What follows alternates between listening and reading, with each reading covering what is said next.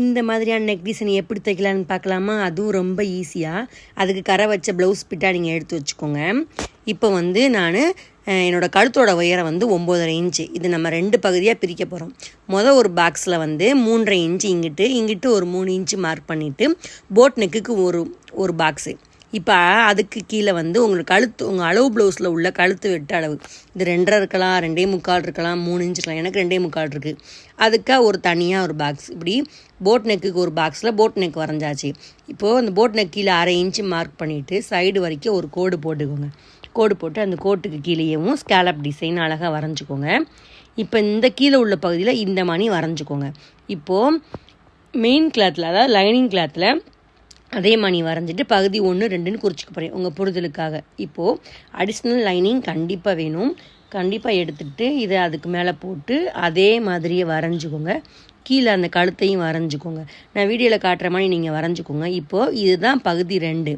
இப்போது மேலே உள்ள பகுதி நமக்கு தேவை கிடையாது. இப்போ இந்த பகுதியை 2 மட்டும் நம்ம கட் பண்ணி தனியாக வச்சுக்க போகிறோம். இப்போ ஸ்கேலப்பையும் பகுதியும் தனியாக வச்சுக்கிட்டோம். இப்போ இது தேவை கிடையாது. நல்லா ஞாபகம் வச்சுக்கோங்க. இப்போ நம்ம ஸ்கேலப்பில் வரைஞ்சோம்ல, அது பகுதி 1ல் ஆரோ மார்க் போட்டுக்கோங்க. இப்போ இந்த 2வது பகுதியிலையும் இந்த ஸ்கேலப் டிசைனை வச்சு ஒன்றா பொருத்தும் போது சூப்பராக அமையும்.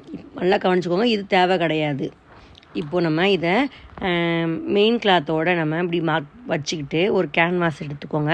அதுக்கு மேலே மிச்சம் மீதி லைனிங் இருந்தால் அப்படி போட்டுக்கோங்க. அதுக்கு மேலே நம்ம எடி பண்ணதை இப்படி தூக்கி போட்டுக்கோங்க. போட்டுட்டு நான் வெள்ளை கலரில் மார்க் பண்ணியிருக்கேன் பார்த்தீங்களா, அந்த மார்க்கு கீழேயே நம்ம தையல் போட்டு அடித்து திருப்பிக்கோங்க. திருப்பும் போதில் அவங்களுக்கு திருப்ப முடியலைன்னா ஒரு ஒல்லியான ஸ்கேலு, இந்த குச்சி ஏதாச்சும் வச்சு நீங்கள் இப்படி கொடுத்தீங்கன்னா அந்த வளைவு மட்டும் அழகாக வரும். இப்போ சுற்றி தையல் போட்டு பிசுரெல்லாம் கட் பண்ணி பகுதி 1 ரெடி பண்ணி வச்சுக்கோங்க. இப்போ பகுதி 2 நம்ம அடிஷ்னலில் வெட்டி வச்சோம்ல, அதுதான் ரொம்ப முக்கியம். அடிஷ்னலில் வெட்டின பகுதி தான் முக்கியம். இப்போது நம்ம கீழே வந்து 1.5 இன்ச்சு இருக்குல்ல, அதை 1 இன்ச்சை கட் பண்ணி எடுத்துக்கிறேன். இதுக்கு இந்த கரையை வந்து பார்டரெல்லாம் ஒட்டு போட்டு இந்த பகுதி 2 கீழே 1/2 இன்ச்சு தையல், மேலேயும் ஒரு 1/2 இன்ச்சு தையல் போட்டு ஒரே மாதிரி அடித்து திருப்பிக்க போகிறேன். என்னால் மடிச்சடிக்க முடியாது, அதனால தான் நான் 1 இன்ச்சை கட் பண்ணிட்டேன். இப்போ பகுதி 1 மேலே தூக்கி போட்டிங்கன்னா சூப்பராக ரெடி ஆயிரும். எப்படி இருக்குது? இது இடுவலில் வந்து நீங்கள் கொக்கி வைக்கலாம், இல்லைன்னா கயிறும் வச்சுக்கலாம்.